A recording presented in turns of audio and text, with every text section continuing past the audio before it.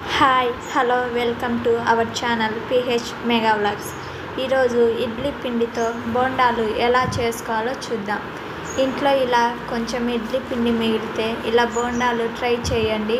Evening టైంలో snacks లాగా మరియు టిఫిన్ లాగా కూడా తినొచ్చు. ఈ బోండాలు చేసుకోవడం కూడా చాలా ఈజీ. ముందుగా ఆయిల్ని స్టవ్ మీద పెట్టుకోవాలి. మీడియం సైజు ఉల్లిపాయను కట్ చేసి పెట్టుకోవాలి. తర్వాత ఇడ్లీ పిండిలో 1 కప్పు గోధుమ పిండి, కట్ చేసుకున్న ఉల్లిపాయను వేసి బాగా కలుపుకోవాలి. అందులోనే పచ్చిమిర్చి ముక్కలు, కొత్తిమీర, కరివేపాకు కూడా యాడ్ చేసుకోవచ్చు. మా బాబు తినడనేసి నేను యాడ్ చేయలేదు. ఆయిల్ వేడయ్యాక ఇడ్లీ పిండిని బోండాలుగా వేసుకోవాలి. ఇవి బాగా గోల్డ్ కలర్ వచ్చేదాకా వేగనివ్వాలి. ఇక సర్వ్ చేసుకోవడమే.